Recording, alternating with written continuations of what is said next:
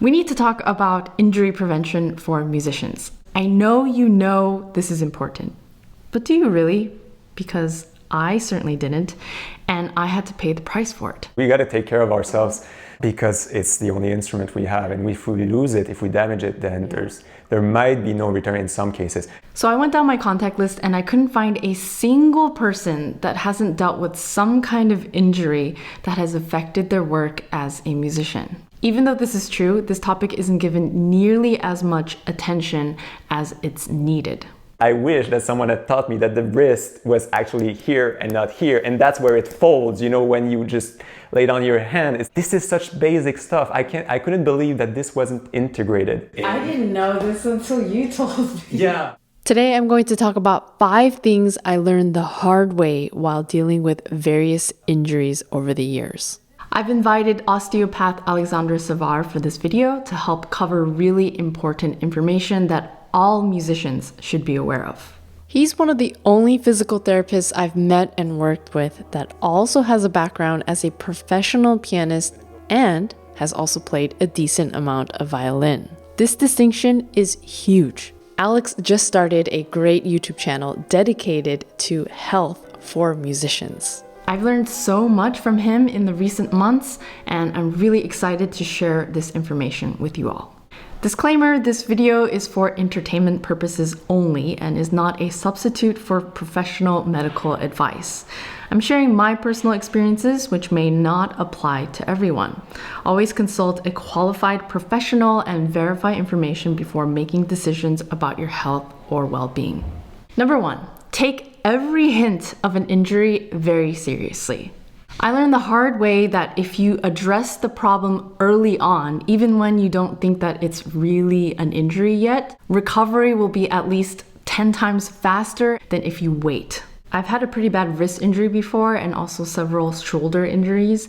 And because most of them happened away from the piano, I just thought a little bit of icing, a little bit of time will be fine. But I definitely waited too long. And now these injuries are recurring and they really affect my well-being overall. You've got a bit of a sticky shoulder blade, would be one way to put it. And I can tell that right here, yeah, this is probably going to be a little sensitive. How bad can musician injuries get? They can get pretty bad. I think about a condition like dystonia. So dystonia means dysfunction of tone. Scientists have even coined a term for it. They call it musician's cramp for the musicians specifically because it is so common among them. There comes a point where you barely can still use your 4th and 5th finger. Your body map gets twisted. This sounds extreme, but conditions like these are not so uncommon. Throughout my studies at conservatories like the Juilliard School and other places, there are always a number of students and professors that were dealing with active injuries or recovering from them. Despite this, over-practicing always seemed to be considered a good thing rather than a risk. I started piano playing when I was 5.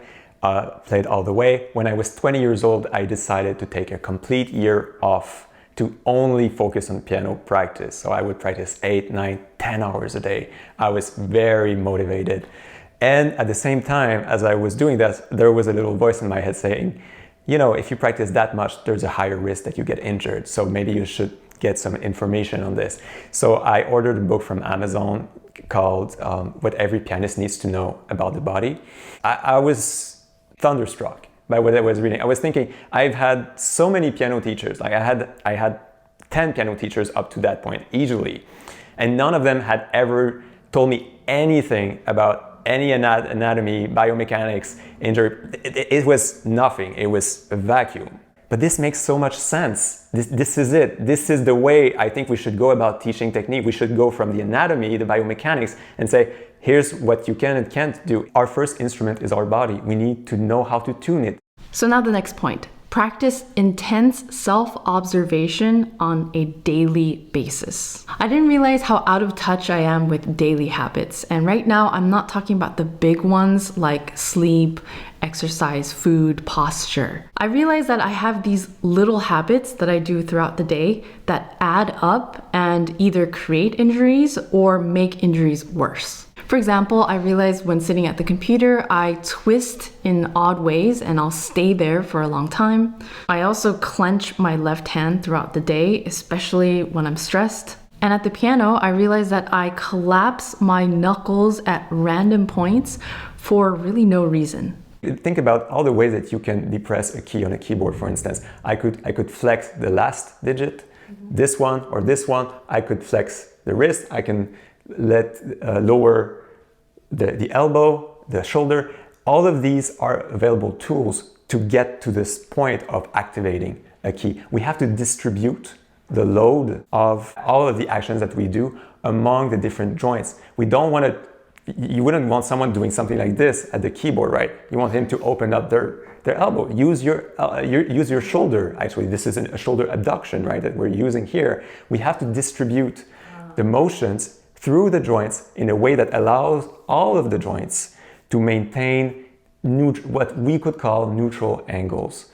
So staying within reasonable corridors, if you will. So there will be motion, and there should be motion, but it should be motions that's maintained within a certain limit, let's say, most of the time, okay? If you want to make some extravaganza and, impress people with stuff, you can go for it. You can improvise, but when you're leaning into the keys, especially if you're applying a lot of strength into the keyboard or any other instrument, if you're leaning hard into it, you want to make sure that joints are very stable. You don't want to transmit forces through joints that are really bent out of their natural form. Now, it's amazing how much you can change just by making tiny adjustments to these little habits. If you take a look at ergonomics at an office desk, if you do just a Google image, you type in ergonomics for keyboard and the screen, you will find many of the parameters you want to recuperate at the piano. So having these 90 degrees angle in general is great. So 90 degrees for the ankle, the knee, the hip. Same goes with the elbow. You can bend it a little bit forward like this. It doesn't have to be perfect. At some point, you won't be able to maintain it because the minute you're going to go across the keyboard, you're going to need your elbows to be in front of you, right? So there's some leeway when it comes to the elbow. Next is obviously the spine. If you start your practice like this and you end up like this, something's gone wrong. That means you haven't built in the proper amount of endurance in your muscles. Look for these cues. So am I going this way, or am I overextending? Do I need to constantly kind of overextend and stretch in order to deal with the points or the trigger points that are building into my back? Those are the kinds of things that you want to look out for. A super helpful piece of advice Alex gave me was to have some sort of routine, a very small one that you do daily that you can use to check and scan your body. For me these days, it's a 10-minute session of stretching or yoga. And when I do this, I can automatically tell which areas are feeling a little off or sore. And that will give me an idea of maybe some things to do in the gym and some things to maybe avoid at the piano. The next point is to master the art of relaxation. Now, this one can easily be overcomplicated or oversimplified. It's somewhere in the middle. You have to consider a lot of areas throughout your day where you have to practice being fully relaxed and recognize what that actually feels like. And most patients I see don't realize how much tension they're holding in their body, but we have to pay attention to it. So one very easy way to do that is to compare left and right. And just ask yourself the question, close your eyes and just do this. How much tension do I hold in my left side? It could be my leg, could be my shoulder, anything compared to my right side. And if you pay enough attention, you will always find differences, some slight differences. Interesting, comparing sides. Yeah. That helps you break down. Yeah. And it forces you to be aware of it and analyze it. Yeah, well, it gives you a basis of comparison. Okay. Because what's enough tension? We need some amount of tension in our body.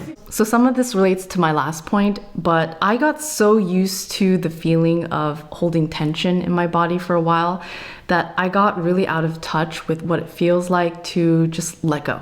At the piano, also, something that's very common is to hold on to the tension after you play a note instead of just releasing it. You have to release immediately after.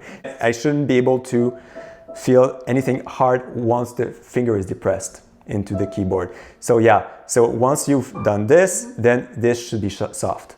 The tendons in that area will harden when you have tension in the hands as you are playing. So if you release all of that, those tendons will soften up.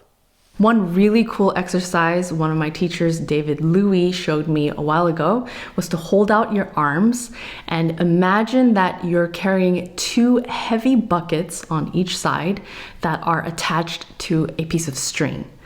Now hold it there, close your eyes, and imagine that someone takes a pair of scissors and cuts those strings. As that's happening, let your arms fall, and that's the level of relaxation you should be feeling when you're letting go at your instrument.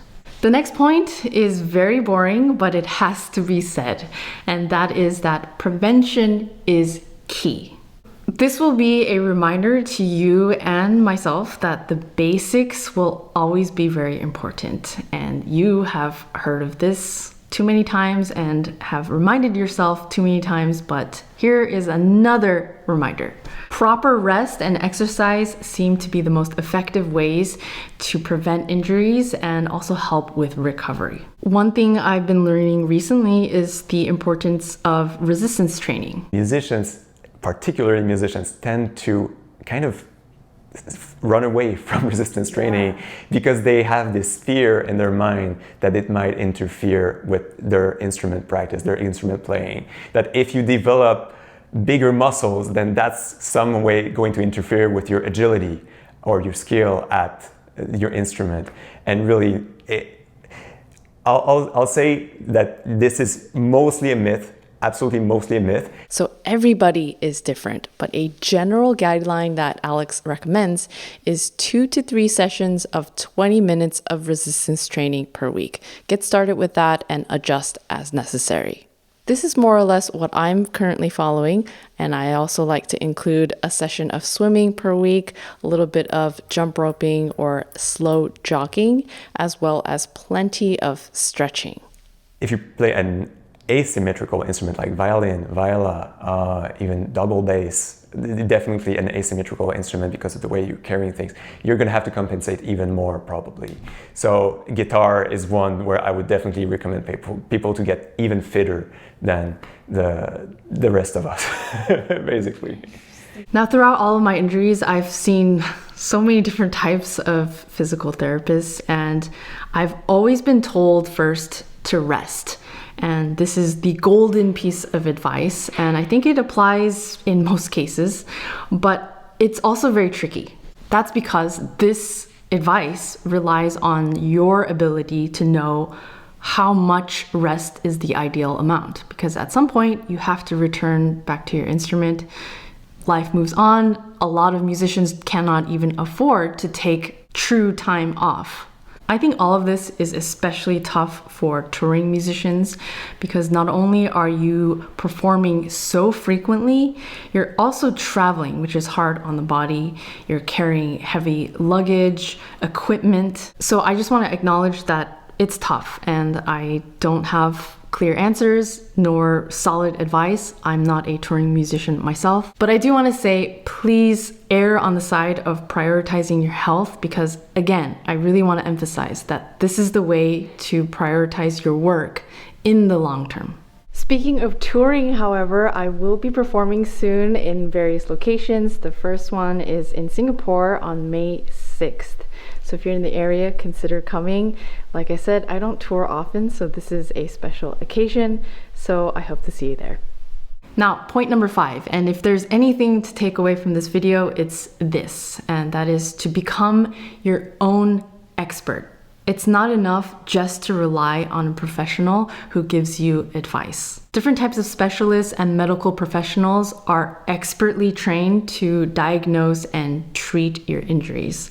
So they are crucial, and I definitely recommend utilizing these resources if you have them available to you. However, the problem I've experienced is that most of these professionals and specialists that I've seen at least are not trained musicians and have very little knowledge about what's involved with being a musician, the different micro movements, the repetitive act of practicing, everything involved. And so this is why I personally really trust Alex's advice, because he has done all of that. Now, later on in this video, I'll give you a peek into one of my sessions with Alex, just so that you have an idea of what you might expect if you were to try a treatment like this. I think there are a lot of insights to gather from here, but for now, let's focus back in on becoming your own expert.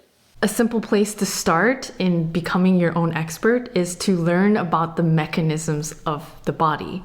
We should all know something about our joints. That would be a good starting point. So joints, what do? They connect bone to bone. The joint offers us degrees of freedom so that we can move around. The muscles produce the motion, but you need degrees of freedom within your joint. The wrist is a big one. I see a lot of musicians who have unstable wrists, unstable elbows, because they haven't built a sufficient strength. I wish that someone had taught me that the wrist was actually here and not here, and that's where it folds, you know, when you just lay down your hand. This is such basic stuff. I couldn't believe that this wasn't integrated in. I didn't know this until you told me. So learning to gauge, okay, do I have enough strength in there for what I'm trying to do? And using that and maintaining that even at the instrument itself to make sure that I'm not leaning into hypermobility and I'm not leaning into my ligaments. This is something that can happen. So joint instability leads to more irritation of the nerves, blood vessels, fascia, and what have you that surround the joints.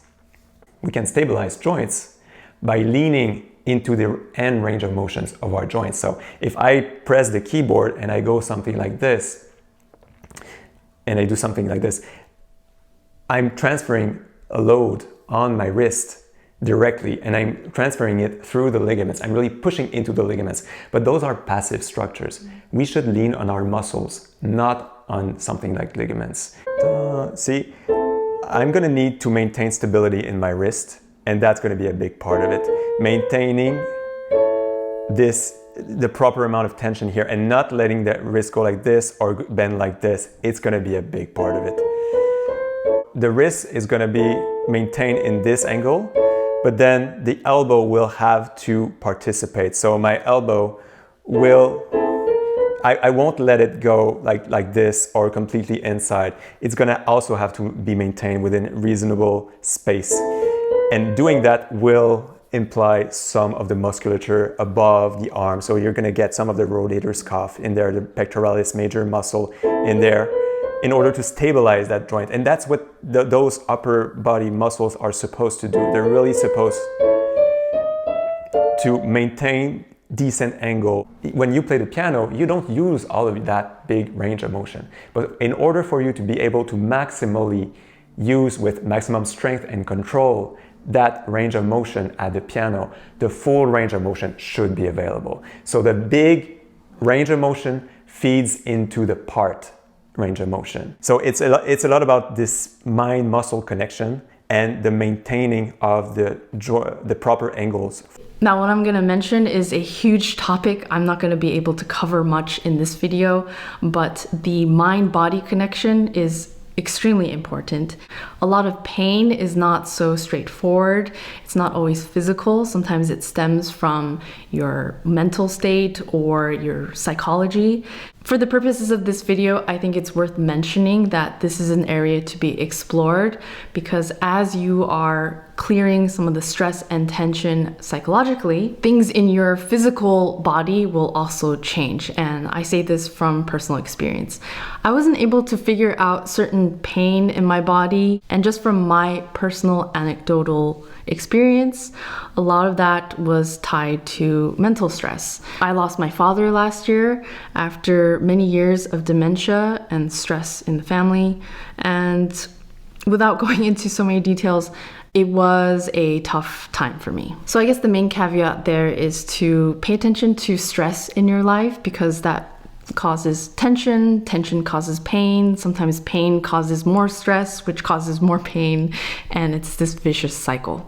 I suspect that you tend to lean a bit more on your left, but there's a bit more of mobility going into your right shoulder. From the way I see the torsion right around the spine around here, the right shoulder is a bit more forward, so there's a bit of a torsion in the back around here.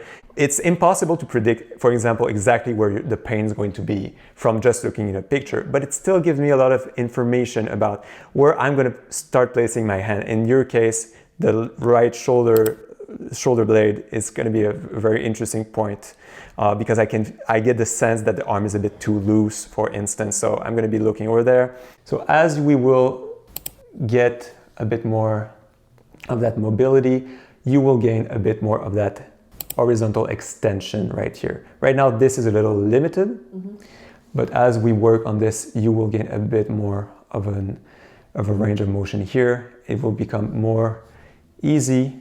Inhale deep, please, and exhale.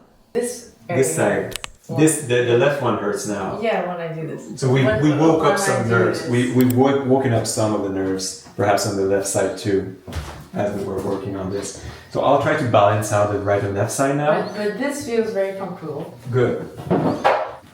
So see that left side also needs some work here. It's a different area. Less of the lower tip, it's more of the upper tip, and also the connection with the vertebrae. Inhale deep and exhale. So what Alex continued to do was to check each area and make minor adjustments, especially in the fascia, while getting feedback from me at every point. What was interesting to me was just how gentle and subtle all of his movements were. There was really no intense massaging or bone cracking, any of that. So it's also a reminder that our bodies are sensitive and reactive to every little movement. Yeah. What about you come and stand up and we look at how things feel now? How do you feel left and right in your body? Anything changing? I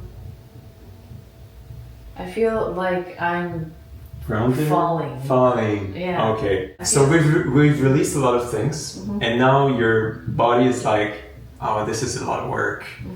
We're gonna have to rethink the whole thing now because we've changed a lot of things, right? I definitely feel different though. It does definitely feel different. I feel like I'm... Yeah, there's a heaviness to it. Yeah, heavy. Okay, yeah. But it's nice. It feels relaxed. It feels relaxed. Okay. Because we were filming, the treatment was only a short period of time, but this was enough for me to feel a huge amount of difference. What I have to keep in mind, however, is that these treatments help accelerate my recovery. It's really on me to maintain a healthy regimen and lifestyle in order to continue recovery and prevent further injuries. Something that Alex mentioned, but is a topic for another video, is the topic of ear health. And this, I have a lot of things to say about it because I've had some hearing issues as well in the past. Not hearing issues, but ear problems. Being a musician involves so many things other than just practicing your instrument and learning the music, becoming a better performer, all of this. It really requires you to pay attention to everything that goes around here, because if something goes wrong, you are not able to show up as a musician in the way that you want to. And again, this is just a reminder for you, for me, for everyone, that this is an important topic. I really want to thank Alex for sharing such valuable information. And if you want to learn more, again, check out his channel, Well-Tuned Musician. And also a huge thank you to Clinique Physio Synergie, who allowed me to film in this wonderful treatment space. You can find all kinds of treatments here, and they are based in Montreal, as is Alex's practice. So if you live nearby or are ever passing through this area, consider checking them out. Thank you very much for watching. Thank you to my patrons on Patreon. And as always, I'll see you very soon in the next video. And also subscribe if you haven't already.